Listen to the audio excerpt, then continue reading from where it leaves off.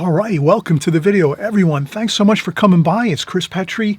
We're going to have a fun time. We're going to have a great time, actually, creating this beautiful vacation painting. So this is a photograph.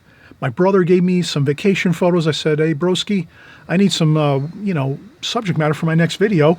He said, I have some great vacation photographs from Australia. And I was just there a couple years ago. Here, check these out. And he sent me over a few. So I have all the paints, the brushes ready to go. You're going to learn all the colors we're going to use, what brushes we use, what paper we use. We have our pencils, our rulers.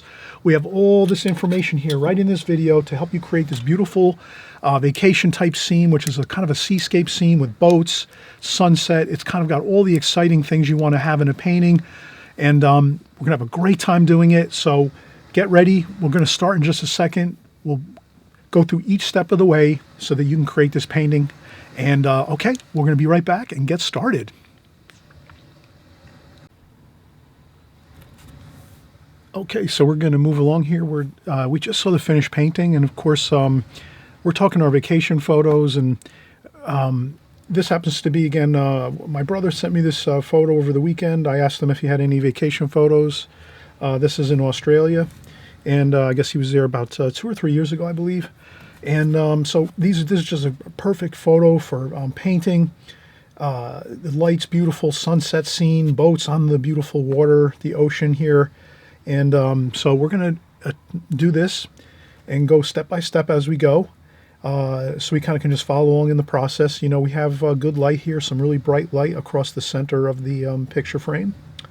And we might leave that on white paper, and then we lighten it up as we go, and then darken it up at the top of the sky. And then the same thing with the water. The reflection just works the same. The water will be more lit over here on the right side because we have a little more light over here. And then over here on the sky, there's less light showing above the mountains. So we'll have a little less light on this side of the water. And of course, we're going to render in some simple sailboats in this scene. But we're not going to go maybe as detailed as this. Like with watercolor, let's maybe minimize the details just a little bit. Make it kind of more of like a abstract type of painting where we're not going to get into extreme details. I think it's more fun to paint it that way. And it'll wind up looking like a nice, gorgeous Winslow Homer painting, where he did those beautiful seascapes and boats and, pretty much did them on location. So we're going to use a photograph here. But in any case, let's get started. So I'm just going to hit the pause button, essentially, and I'll get the paper and the palette set up, and we'll get ready to go here. All right, be back in just a second.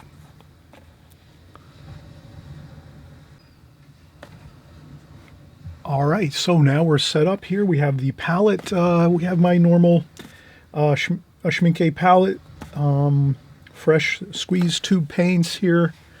If anybody ever wants to look up my palette information, my colors, I have a treasure trove of videos on colors and palettes, paint colors, what brands I use, what palettes I use. I use different palettes. I use this one predominantly for YouTube, my Schmincke palette, but I also have several other palettes that I do show on my previous videos on YouTube. So if you just type in my name, Chris Petri, and then you type in palette, P-A-L-E-T-T-E, Chris Petri, palette, simple as that. You type that into the YouTube search and hit go, and you'll see I have like probably 10 or more videos on all my colors, palettes, even brushes, paper, the whole deal. And, you can't go wrong with that. So this way you can kind of custom tailor what colors you use in your palettes if you want to, or maybe you like a specific brand other than what I use. That's fine too. There's a lot of great brands of color out there. So no worries on that. But these are just the basic colors I use. I've been using these colors for my palette for like over 10 years, probably even 12, I think 12, maybe 12 or more years. I think when I first started, I experimented with more colors.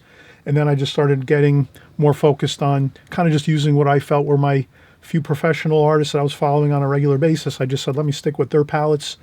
If they're professionals and they've been in painting for 20, 30, 40 years, I'll stick with what they use. It's got to be good. And that's just how I kind of viewed it. So in any case, let's get started with our vacation painting. Beautiful sunset with some boats. And it was, again, in Australia. My brother gave me some beautiful vacation photos to work with. And I left the photo off camera because it's a dark photo. It's got like a sunset or like a darker sunset feel to it. So I really don't feel we're going to benefit if we leave it on camera, but you did see it in the beginning of the video just a few minutes ago. And then you can also hit pause and work from the photograph there. Or you can also work from my finished painting, which is at the very, very beginning of the video or toward the end of the video. So it's up to you, or you can just work along as we go here and kind of develop your painting at the same time I'm working and kind of do the same process as we go. And maybe that's, I know all of you use different methods on how you like to paint and work along with my videos, so I leave that up to you. You're the artist. You figure out those things as you go and what works best for you. Everyone's different. Everyone thinks differently, processes information differently. Everyone's brains work differently. So I'm just going to keep working along here. I'll just maybe take a little damp paper towel and I'm going to just do a little bit of cleanup on the palette here. And you can leave some of that leftover paint in there. That's not a big deal, really, especially since we have a lot of dark colors in this painting, or more, the tonal values are kind of dark in this painting. So you'll notice that we're not going to be using a lot of light washes, really. So, but we are going to leave some white paper on the in the painting. So let's get our basic sketch in of what we're going to do, our sketch lines. This is not really like a painting where we're going to do a lot of detailed drawing. We're just basically going to get our horizon line where the edge of the ocean water is and mountains, and then from there we're fine. We have everything else will fall into place. So the first thing I'm going to do is I have to refresh my phone here for my photograph, and so I think we're going to make the water about here, 1/3 up, so you can divide your. This is a Arches rough paper, 140 pound, 300 gram. It's the orange cover. I think I have some. Well, I had some pictures of the covers, but it's the orange cover, and this is a gummed block. So you can imagine this is like a thick block of paper here that you peel off one page at a time. Watercolor block. That's the Arches rough orange cover. And then you have 7 inches here. So if we break 7 into thirds, you can say 2, 4, 6, and you have an inch left over, and then you divide that into 3. So maybe we're going to say about, we don't have to be super accurate, so we'll say 4 inches, 6, 7. So if we go 2, 4, 6, yeah, I think if we go with the ocean at, if we turn our ruler around, if we go with the ocean horizon line at 2, 4, 6, and we have an inch left over. So if we go at 2 inches, we're fine. So if we go, and this watercolor block is I think it's a 7 by 10. Yes, 7 by 10. 7 by 10 block of paper. And then we go just 2 inches up from the bottom of the block, both sides like that. And we just put a little dash line there, and then we just go across with a light pencil line. And I have new lighting in the studio, so I'm hoping if I make a light pencil line, you'll see it. And I did some testing, and I think it does look good. You can see that. Yeah, it looks great. So you can see the pencil line here. And we're going to do next, let's do our mountains here. So we have a mountain range over here along the water that we'll do next, just to get that roughed in. And so if we wanted to, we'll take a little bit of artist liberty, and we'll make the mountain range a little smaller maybe than I'm seeing, just so that it's, I think it might look a little better. Although we do want to capture, if this is your vacation photo, I wouldn't take too many liberties, artist liberty. When you're trying to capture a vacation photo, you kind of want it to be, pretty close to what I'm thinking this way anyway. And again, you're the artist. You can, if it's your vacation photo and you're making this painting for yourself, you can paint it any way you want to. And then if you're going to put it up on the wall and put it in a frame and all that, fine, you can paint it any way you want it. It's going to remind you of your vacation and how wonderful it was and all these different things. So, that's where you can create it any way you want to. But let's say someone hired you and said, I want you to paint me a painting of my vacation photo. then you're going to want to stick pretty much close to the exact as what you're seeing, because in that case, you might give them the painting when you're done and say, this is the painting I created for you, and they're they're going to be purchasing it from you, and if they see something that looks drastically different than the photograph, then they're going to be upset and they're not going to want to purchase the painting. And that's if you're creating like a commission painting for someone. So there's all different situations.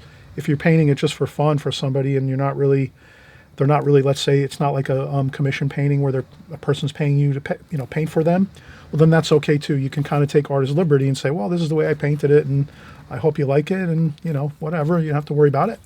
But let's just let's do this. Let's pretend that this is our own vacation photo. So now I'm going to pretend this is my vacation and I was in Australia and I'm painting this scene again. I'm going to paint it the way I want to paint it. And then right now I will take the liberties. I'm going to make the distant hills, mountain range much smaller than what's in the picture.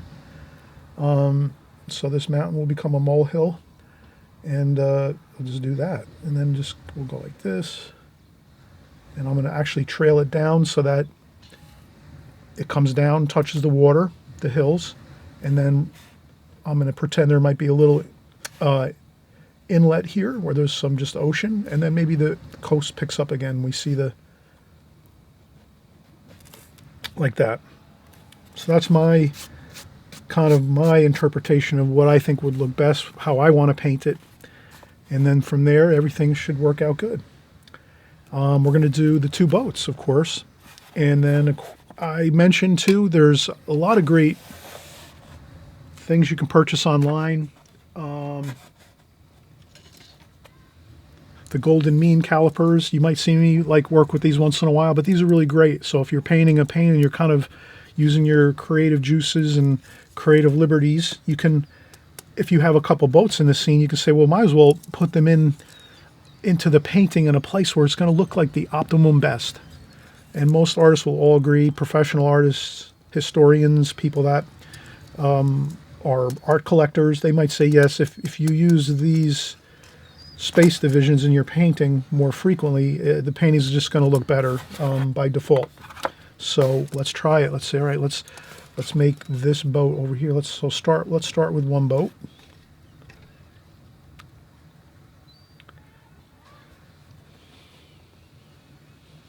We can even start over here.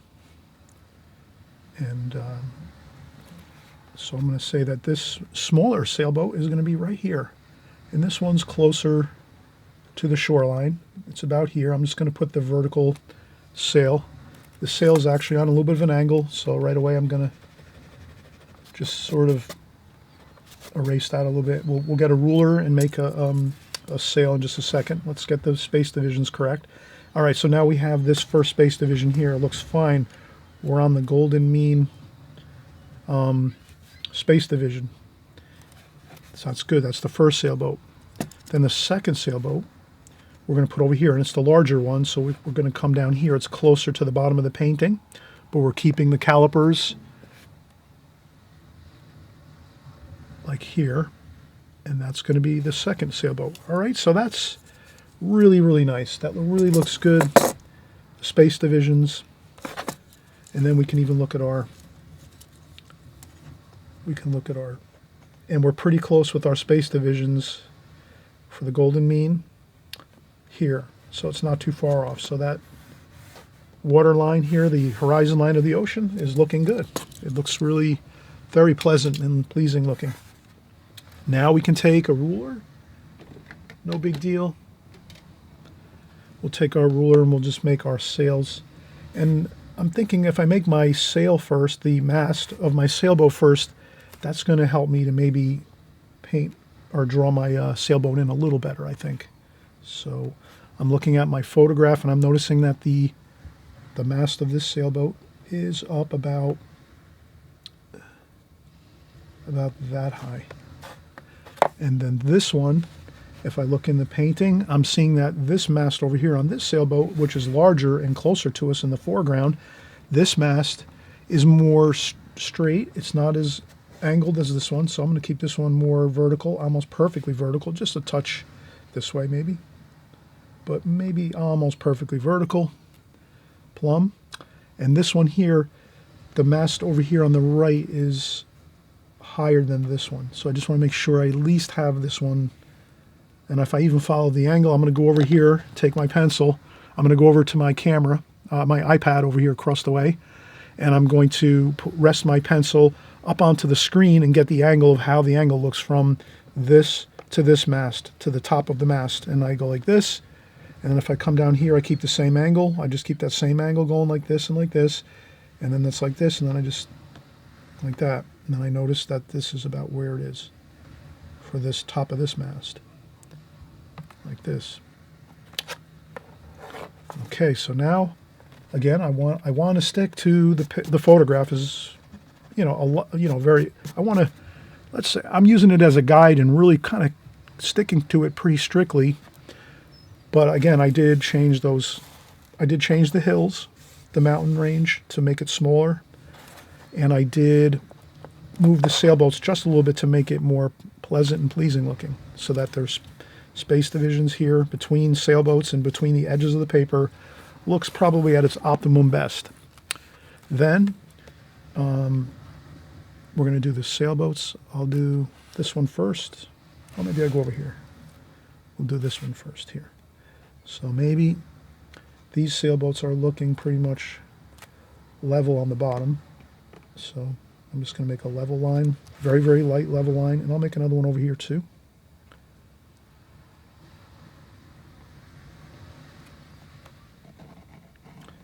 So I'm going to make 2 level lines for the bottom of the boats. We would want to have a boat like doing this. These are sailboats. They probably have engines in them and so forth, but they're not at high speed like this going across the water. They're pretty much relaxed. Probably they look like they're actually anchored down. They're probably anchored and relaxed, and the people might be having some dinner at sunset on the water here. And so it's more of a peaceful kind of scene, not too much action going on. And let's see here. Okay, so now I will start with this one over here. I like to do my drawings from left to right. If you're left-handed, you'd want to start your drawings over on this side of your painting, your drawing surface. You'd want to start on the right and work to your left. This way your hand isn't going over the pencil lines and smudging all the pencil lines everywhere. So I'm going to start over here. Since I'm right-handed, I'm going to start over here and then work my way this way.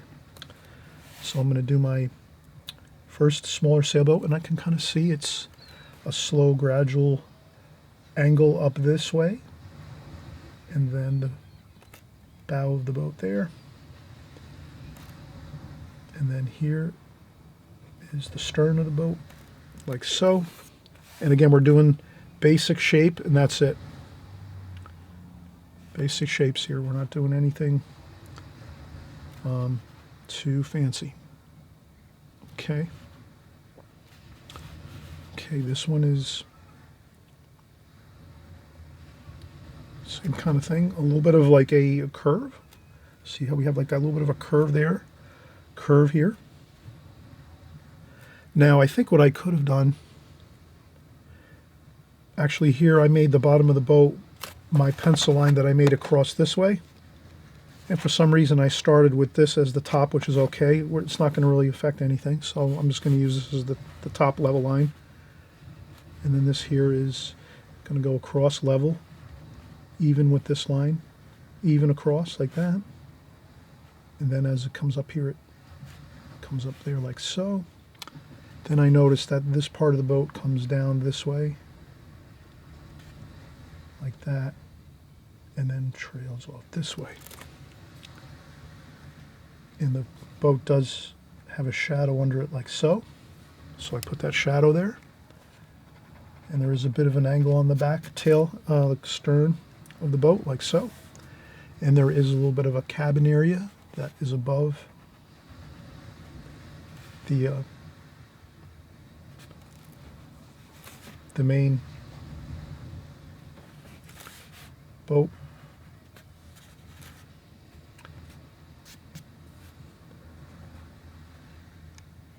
And then we have,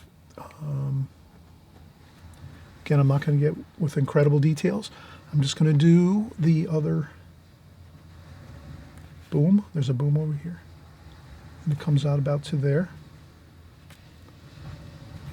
And then I'm thinking I will do a tiny, very faint line here from the mast down to the bow of the boat. And then from there, I think that's fine. And then over on this boat, the same thing, on this sailboat, I'm going to make a rigging line going down to the bow of the front of the boat. And I don't know, I don't see anything else really. There is another boom over here on this on this boat as well. So I'm going to put that one there. And it goes out almost to the back stern of the boat there. And that is about all the detail I'm going to do for the boats. I think that's plenty good. Once you start painting and you reference the photograph, you can maybe add a little touch of details here and there, but when we get our pencil drawing in, you can just get the basics of the drawing with your pencil lines, and then you're fine.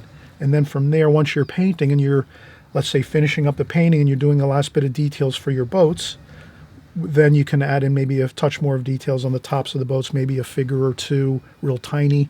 We'll show you how to do that here too on this video. So stick with me here.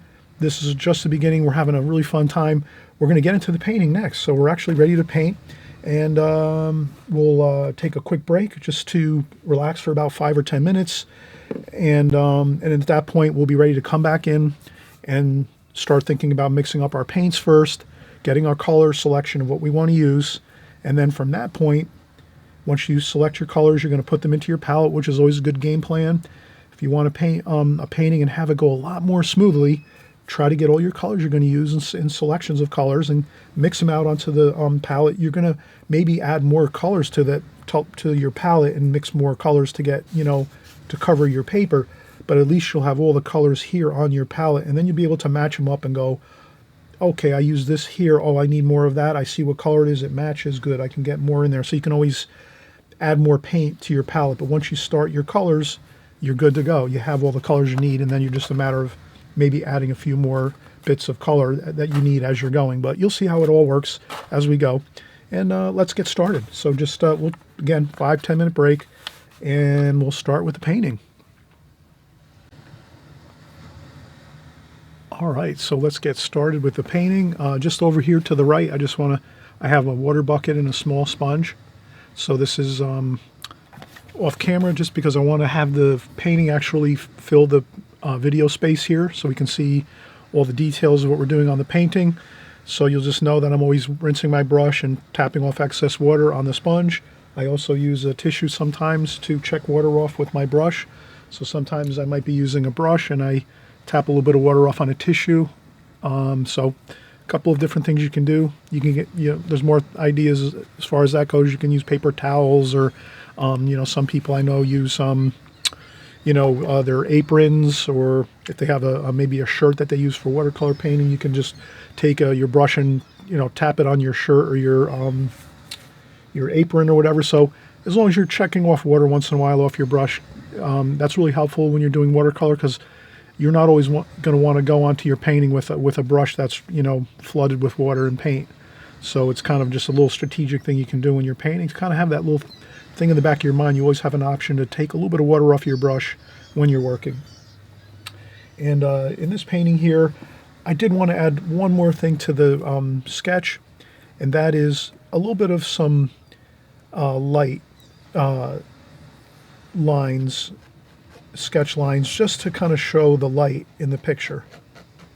So I'm going to just say that the brightest light's going to be over here along the tops of these mountains here, and then but my cloud forms are going to be sort of on an angle. So we're looking at like an angle like this going across the page for the sky for the most part, but we might not make it so, in a sense, like design where we're having strips or stripes of light, but we just kind of want to know generally, we want to sort of keep the clouds and the sky washes like on a little bit of an angle like this across the page. That looks a little more interesting than maybe just going straight across the page like this.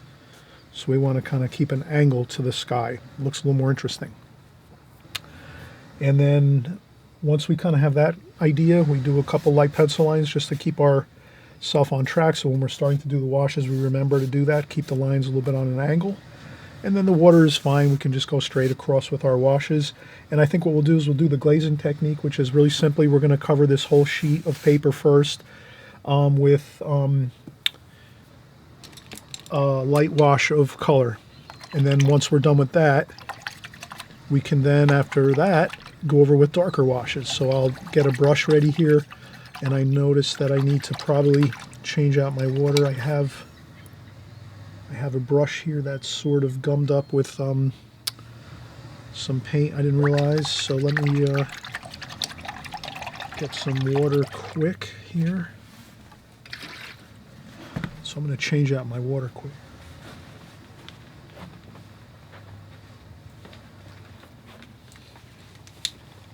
I'll use some handy bottled water here. Okay.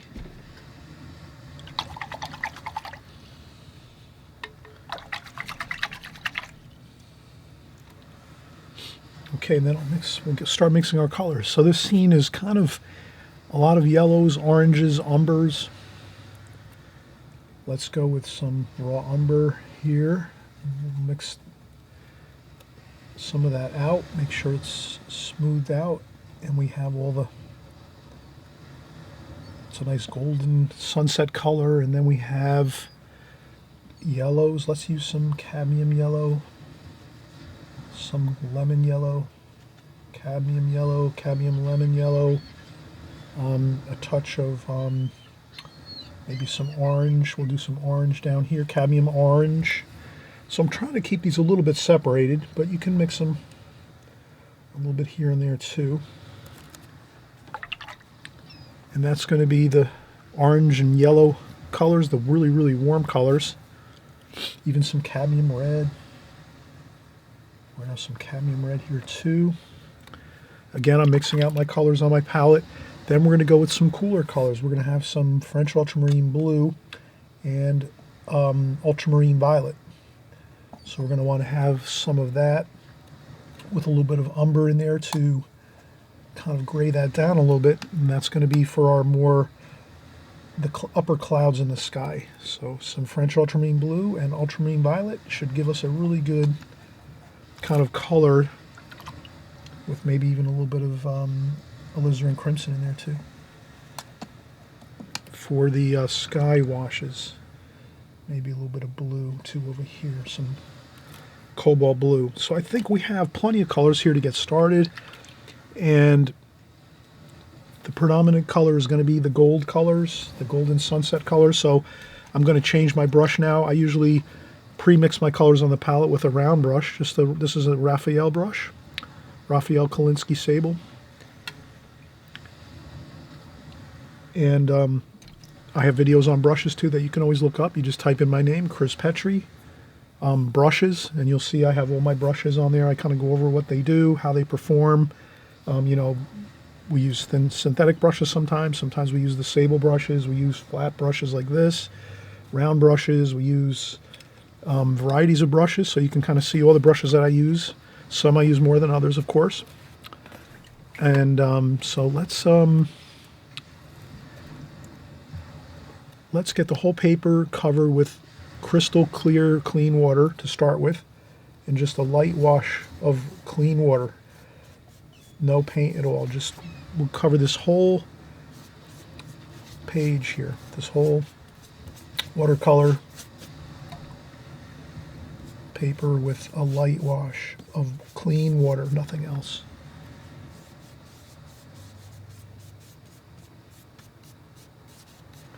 And what that does is that's going to be able, we're going to be able to cover the whole painting with that golden color, the golds and the reds and the oranges. We'll start out with the gold colors, and let's do that. Let's get the gold. Doesn't have to be like we're painting a wall in a house or something like that. It's just you want to get some of that color on right away. Then I notice I want to keep this white over here for the most part. So this section right here, I want to keep white paper. but I get a little bit of that golden color on there. And then right over here into the water, let's get the gold color right into the water. And you can kind of see it's a pretty simple process. We're not doing anything too fancy here. If you run out of a little color, you just go back in and you kind of know what colors you're going to use. So I'm just coating the whole paper with the golds, and then we're going to do some cadmium red too. Let's get some of that cadmium red in there. And again, we're going the way of the flow of the sky, like this. Like that. And again too, we're going to go into the water and get some of that beautiful cadmium red in here. Let's do that. Get some of that paint on there and then just move it around a little bit with your brush. You have to work quickly though now, so we're not going to take more than 5 minutes to do this. We're going to just do about 5 minutes of painting on this paper. Arches paper will give you a ton of time to work on your first wash here, your first glazing, so you don't have to rush too much. Take your time, but don't take more than 5 minutes to do your first wash, your first glazing, and that's all you really want to do. And then over here it's a little darker, so then you can start to work in some darker orange and yellow. And again, that's why I use Arches paper a lot for these type of paintings, because you can really have more working time to blend in your colors. And it's going to be darker up here, so let's even start to get some of that purple up there, like so. Darker up top here, blue. All right, so we might not even have to work as tremendously hard as we thought in the beginning of this painting. Let's move that paint around, get it on the paper. Same thing here, get some of that cobalt blue in the water. It's darker over here on the left side of the painting, and it's lighter over here. Over here it's lighter, obviously, because the lighter sky is over here. And then we can do some more of that blue over here and purple. So I'm just doing some blue and purple here.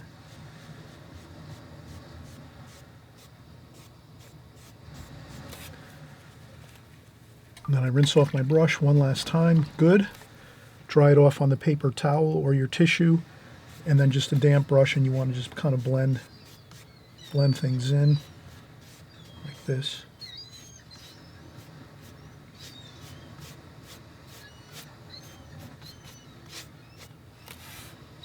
And I think that's plenty good. What do you think about this?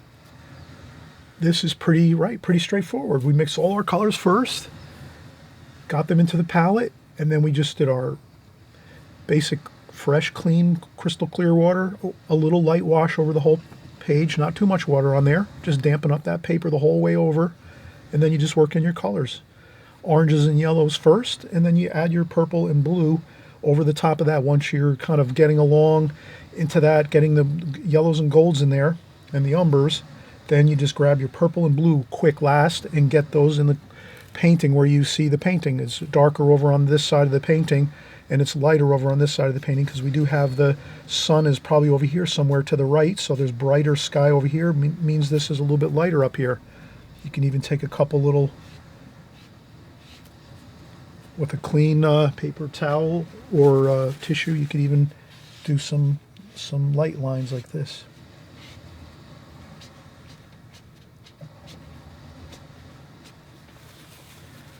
And I think that looks fine. And we're going to go over this again with another wash or two. I think we might just leave it like this. I think this might look good. Let's see how it looks when it dries.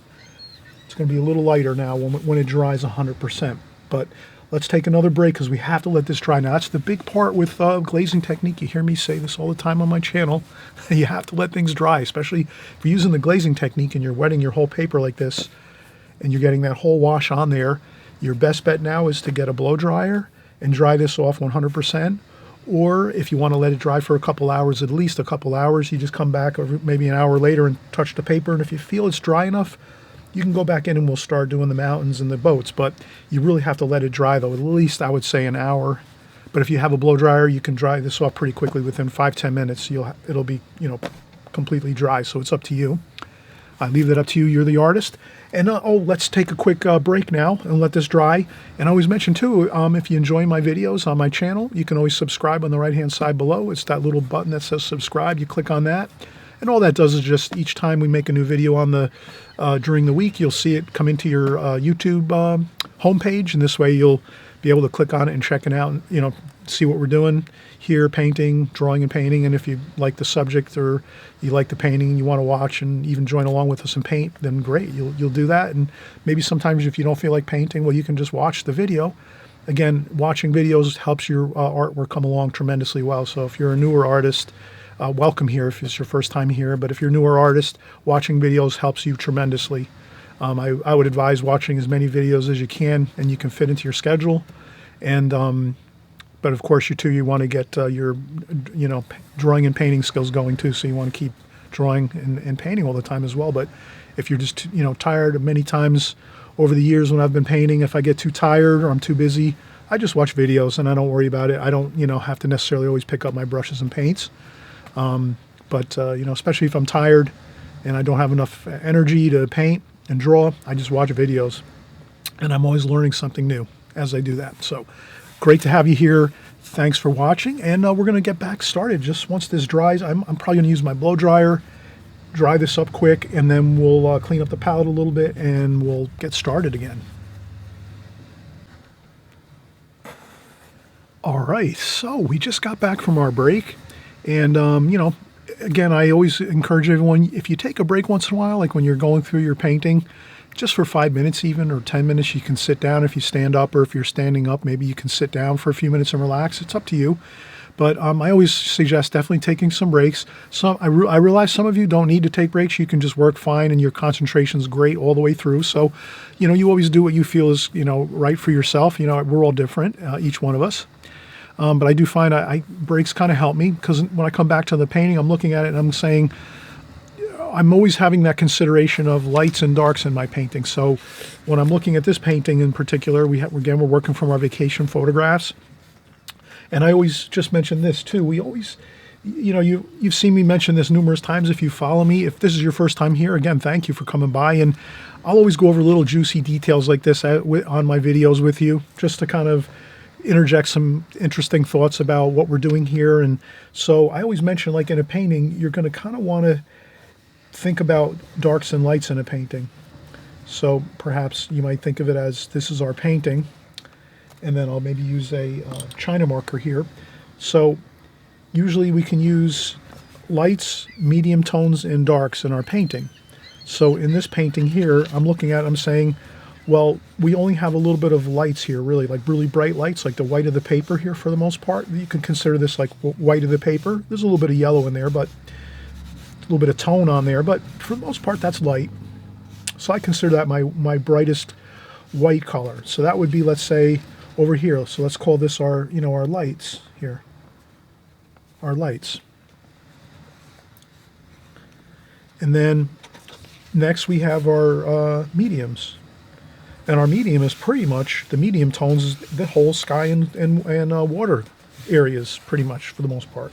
So then we have our medium tones, our medium tonal values, we can call them tonal values. Tonal values here.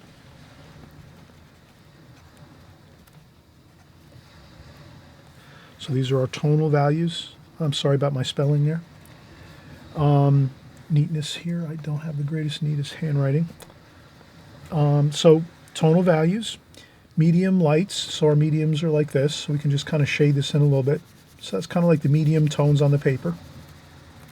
And then we have darks over here, so we'll call this darks. And when I kind of look back at the painting here and I say, well, where are my darks? My darks are going to basically be the mountains in the mountain range in the distance, and the boats, and the boat masts. So our darks are over here. So we have basically, if you want to break it down into just 3 simple lights, mediums, and darks, then you kind of have a more simplified form of, you can kind of break these down even further and say, well, there's kind of like a dark, and then there's maybe another kind of a dark there that's not quite as dark as this between the medium, and then between the light and the medium there might be another one here that's a little bit lighter. and then you have your light. And you can even add more to that. But for the simplest idea, it's just darks, mediums, and lights. So what do we have? Mostly all mediums. A pretty decent amount of lights in here, I would say. And then very little darks, just a little bit along the mountains and the boats. So then we kind of see this painting as, if you want to kind of give it a proportional idea of saying we have like a gallon. So there's a gallon of paint here. So we have a gallon of mediums. We have a gallon of mediums. And then for lights, we have about a quart. So that might be a quart here. And that's, I should say, lights. And then we only have so we have a gallon, quart, and then we have a pint here. And so the pint is the darks. Here. So it's darks. Lights. And then we have our mediums here. So that basically makes up this painting. A gallon, which is a lot of mediums, we can see, right? Tons of medium tonal values. Lights, about a quart worth. Over here, lights, and over here too a little bit. And then darks, the really, really dark darks, but only a small amount of those, a pint. So if you keep and you can use any of these combinations, you can switch them all around. You can make your painting all darks and split the other difference between the two. So just kind of like a idea of how you can use quantities of darks, lights, and medium tones in your painting. And if you kind of keep them in this type of quantity, you're going to turn out with a good painting. Like if you went with the whole painting darks, you might not look so good because you wouldn't really see any kind of contrast. But if you use all lights and maybe, a different amount of darks, maybe a medium amount of darks here.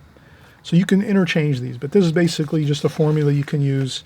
Any one of these in any combination is fine. And this one I like a lot. I use this a lot. Medium, which is the most. Lights, a decent amount of lights, and then a tiny bit of darks. So that's kind of like how we're going to view this painting, as a gallon of mediums, a whole lot of medium tones. Lights, a decent amount right here. And then darks, just a few, the boats and the distant mountains here. So let's finish the painting. I think we're pretty much really well along here. And we're just going to go in and continue. We're going to just make sure I'll pour some more water here on in the bucket. Basically, we're using all darks here, so I may not have had to use water as much, but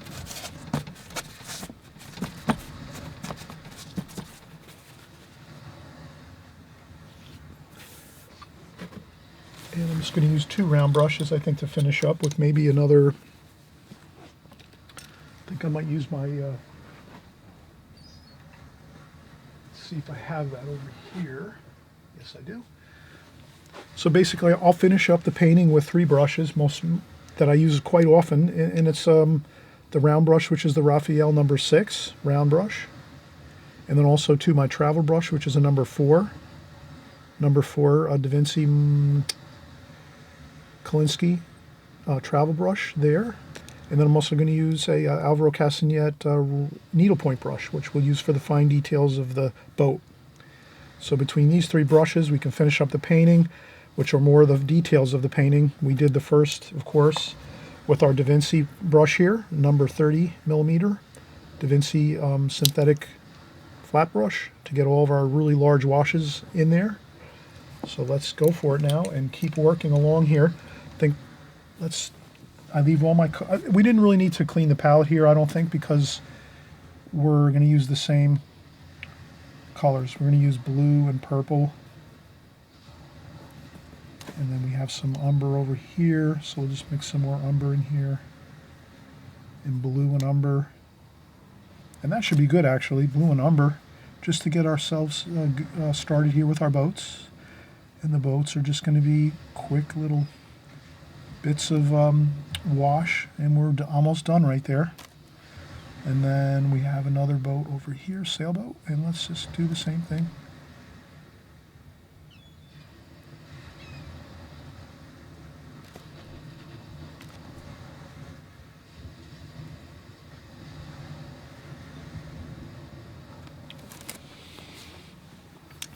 Then we can also add in a little bit of darker tonal value. So umber, purple. So we're using ultramarine violet by Winsor Newton, French ultramarine blue, Winsor Newton paint, and then raw umber, Winsor Newton paint. And I roll the brush around so I can get a good point on here. You know what? I'm gonna actually go over here and grab my needlepoint brush quick. This can give you the great fine details you need in your paintings. That's why I use these all the time, and whenever they wear out, I buy new ones. And there we go. We have a nice, let's get a dark in there. Even some burnt umber is fine to get that super dark French ultramarine blue, burnt umber, a little bit of purple in there, a little bit of burnt sienna. I would keep the same colors we've been using. Let's use some cadmium red there. Just as long as we kind of see that there's a really good dark under there, under the boat, for the reflection of the boat, like that, and that's good.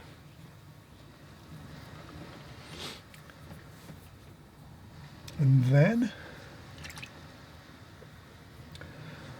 I'll use my tissue, dry off the brush a little bit here, go back in here, and I'll get the same thing. I want to get a little bit of a darker dark under there. You can leave a little bit of light under there too.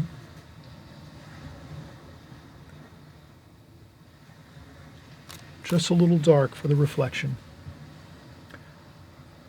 And I might do a little indication of the mast here. Just a tiny bit of paint there. I would not do much more than that. That can really ruin a painting when we try to go in and do some details at the end here, and it really goes bad because we underestimate what's going to happen. So the best thing to do is, when you're doing details at the end of your painting, try to just do as least as possible. Don't really get in there and do too much. You can see I'm just doing a few here. A couple little bits of dark under the sailboats, and I did the utmost of tiny spot on the paper of the mast here too, but just barely a little bit, and that should be fine.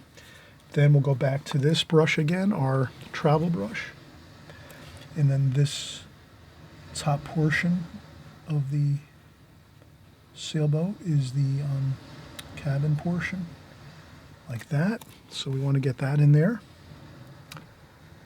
And I think there's a bit of a cabin over here too. We can add a little bit of that, just a touch, like that. Okay. Now we have to be careful not to lean into our paint. We're just doing the boats, our sailboats, and we don't want to get too much of a problem if we lean into that. So I'm going to keep my hand off of anywhere near the paper. I'm just going to try to reach out with my brush and hold it far. I don't want to rest my hand on the paper now at this point. Although you could blow dry these dry. That's another technique you can use.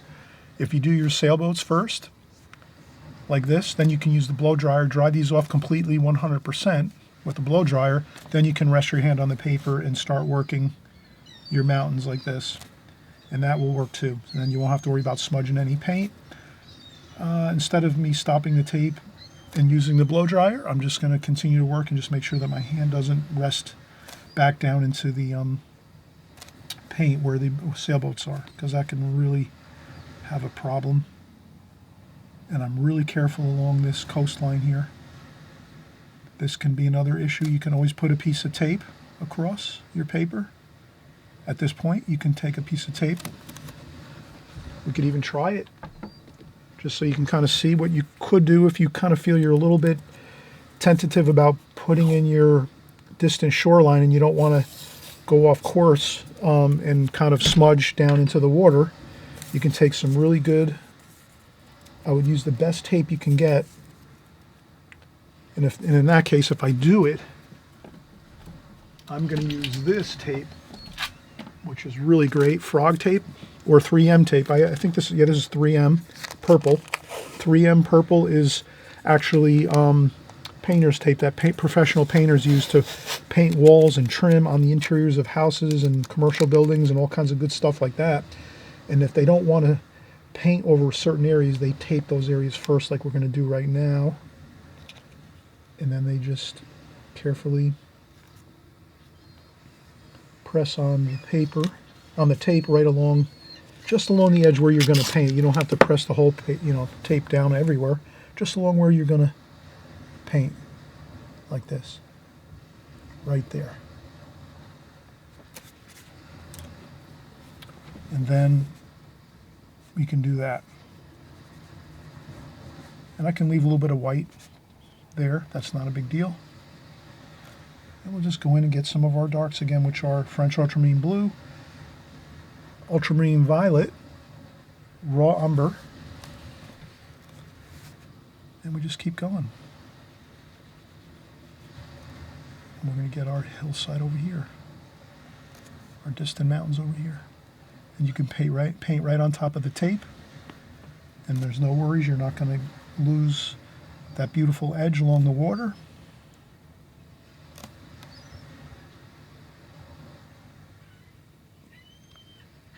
And then you can do a little more like that. And we just kind of note that we definitely want to keep the these mountains dark all the way through and through, because the light's on the other side of the mountain range here. So the sunlight is setting on the other side of these mountains, so you wouldn't see any light spots on these mountains, on this side of the mountains. It's going to all be dark for the most part. So that's kind of what I wanted to make sure I think in my mind is, okay, the sunlight's behind the mountains, so we're not going to see any light.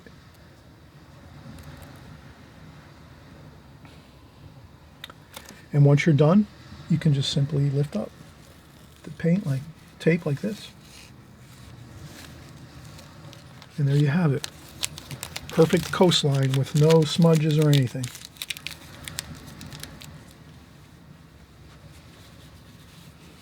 Is that working out good? I hope you're going to try that. And you can use any, I use the Pro drafting tape. You can use Pro drafting tape. Any kind of artist tape. Artist tape works good. And especially if you're using Fabriano paper, I don't think I've ever had anything, I've never had Fabriano paper tear at all when I'm using tape on it, because it's such a strong, really top quality paper. So I never have problems with Fabriano paper. And Arches. And we're using Arches, for instance, here. But Arches paper is incredible. I try to use it all the time. When I'm doing the best, when I'm doing my videos here, I'm going to use the best paper I can. I want it to look great for you. And now for my masts for my sailboats, I'm going to paint them in small. I'm going to, again, everything is pretty much dry on this paper, so I can rest my hand up above here. We did just paint this here, so I mean, that might not be. And I can always put my hand off to the side.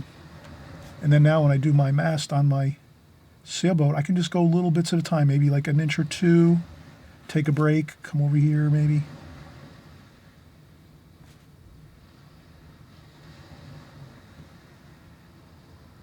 And I just sort of work that line a little bit at a time. It's kind of easier to get a straight line if you can work it a little bit at a time. If you try to do the whole line in one straight run, it's going to be a lot more difficult. It's much better if you can kind of do a little bit at a time. And then you just darken up a spot here and there, and that gives you the effect of light shining and doing some interesting things. Now with this line here, I'm going to do the same thing, except this one I'm going to use my needlepoint brush, which gives me even a finer line yet. So I'm going to do this here, get my needlepoint brush, paint on there, then I'm going to dry off that paint a little bit on a tissue, just so I take some of that paint off, and then I'll do my I'll do my rigging line here, which is going to be quite a bit thinner than this mast of the boat here. The mast of our sailboat's much thicker than the lines on the. So what I'll do is I'll just use this, And I'll just carefully, lightly use this to get my rigging lines, and I can do a couple little spots there. Maybe this one is a little darker there, and then I lift up. And if you just do a few lines along that pencil line you did, that's all you need. And the same thing here, we have another rigging line on this boat. You might not see this one really, but let's just put a little something in there. And I'll just do a little bit of tiny, let's just do a little bit of lines there. And that's good. And then we're also going to do the booms here for the sails. And those are, again, we can do these with our needlepoint brush. Very, very fine lines. We don't want to get in there and make a big spot of color there, and all of a sudden we've gone too much, and then we have to start all over again, do the whole painting over. So if we just use a this needlepoint brush works perfect. And there we go, we have that there. And then again, we said we get some really good details here. There's some dark windows that we can get. That's in the sailboat there. And there's might be some darker little bits of color there too. Some darks for the windows on the sailboat over here on the cabin. And then another bit of couple of rigging lines, and then you could even do a few if you're daring like that, just a couple swooping down.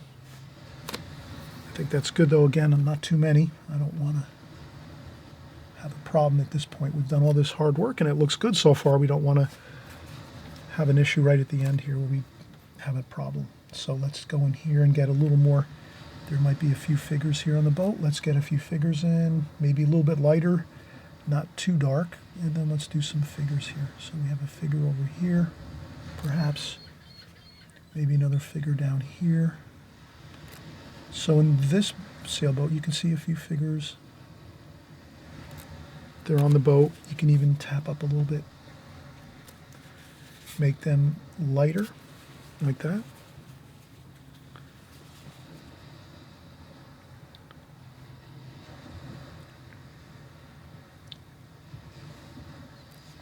And you might make another figure over here too, if you want. And I think this is perfect. This is like creating a beautiful vacation painting from your photos that you have from vacation. I think if you can get it to this point here, perfect.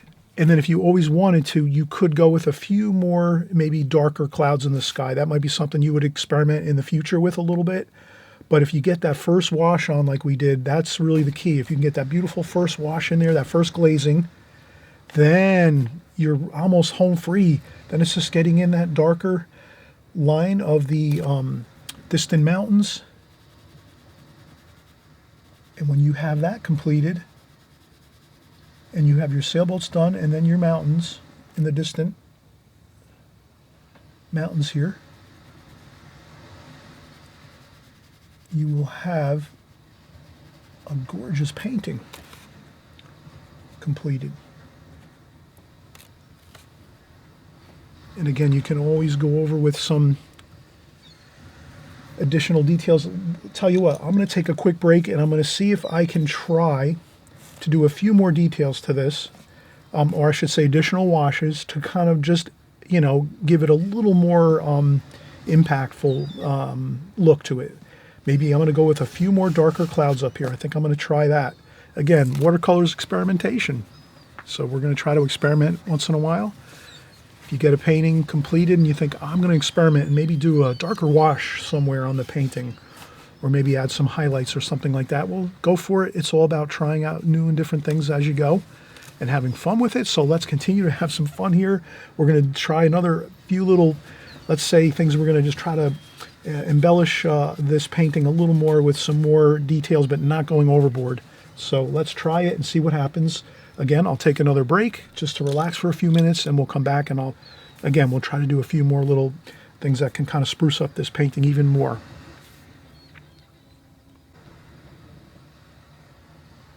All right, we're going to try a few additional washes on here on our painting and see how it looks.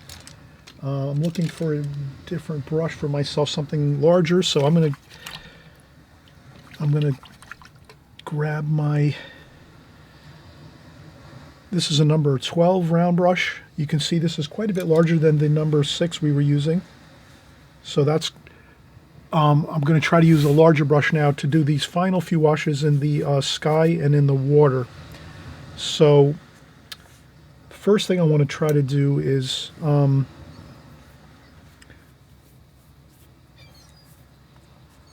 mix up a color of some purple. I think we're going to stick with purple and blue. So the same colors we used before, French ultramarine blue and ultramarine violet, Winsor Newton colors. And then some raw umber in there too, just a touch of raw umber. And let's go with a little extra. So let's mix up a little extra paint in there.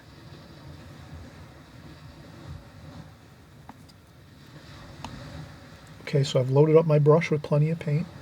And again, let's get a little extra in there.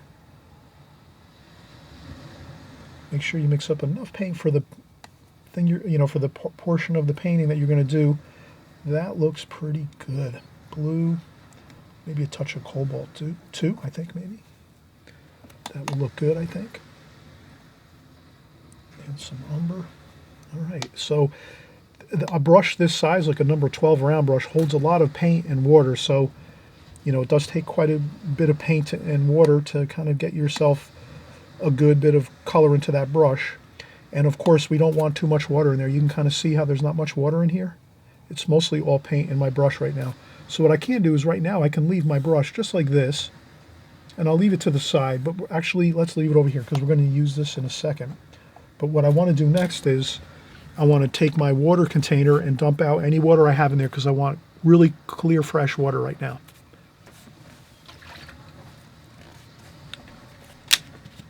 So now I pour into my water container fresh, crystal clear water. You can kind of see that, clear water. And then I'm going to use my flat brush again. And what I'll do is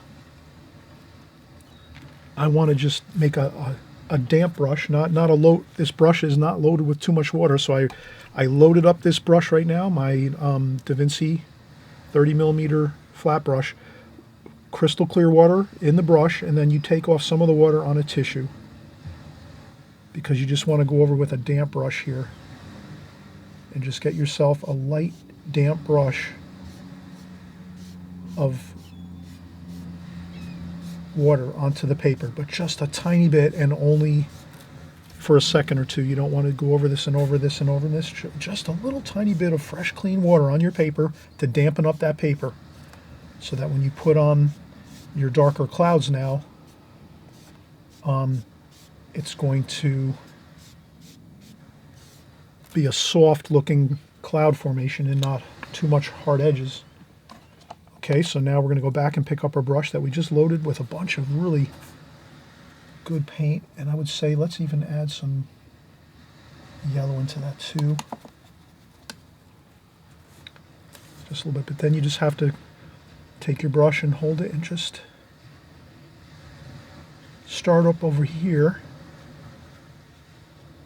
I would darken it up right over here in the corner and then take the brush and just gently, I start there gently and then go this way and then just do some scrubbing kind of motions like this. And just do it very lightly. Maybe we add in some more purple if you think the color doesn't look 100% good. Add in some more purple there, maybe even some more gold and red. It can't hurt to add multiple mixtures of colors. And of course, it's really important that we notice we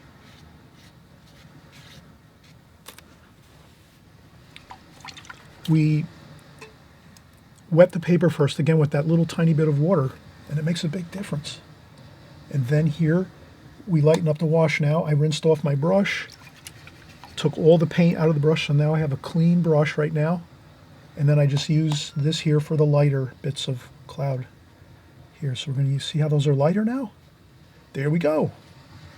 Bam. Look how good that looks. Just like that.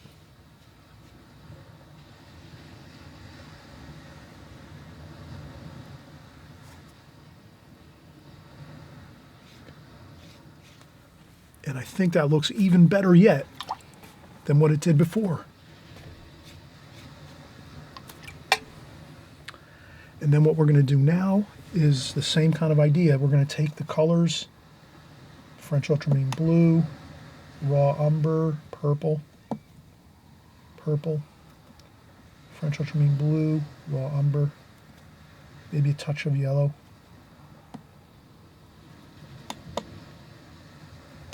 I kind of get it till it looks good, like the mixture looks pretty good. Then what we'll do is we'll dry off the brush now on a piece of paper towel or tissue.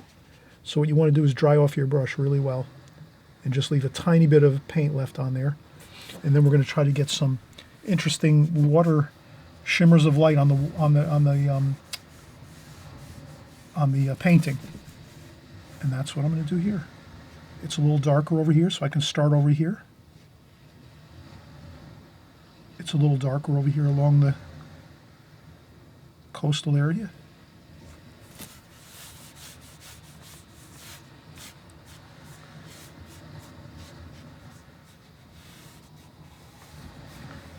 And this is again what, when you're using Arches paper, rough paper, you can get these beautiful shimmering bits of light. You could use a little bit of that there and a little bit here.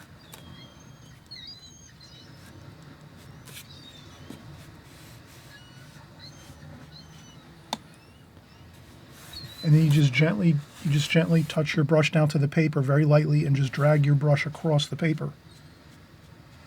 And that just gives you that light effect of the shimmering light across the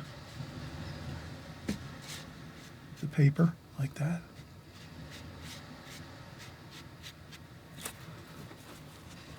And if you go over that a little bit, no problem. A little bit of tissue, just wipe up if you go over a spot or two, no big deal. But I think that looks pretty good, and I think we could use a little more darker over here. So I'm going to go over a little bit of a light wash here just to kind of darken it up over here. The sky is darker up here. So if your sky is dark up here, you want to kind of keep it the same. You kind of want to keep your sky the mirror effect. So your sky is reflecting down into your water. So over here it's darker.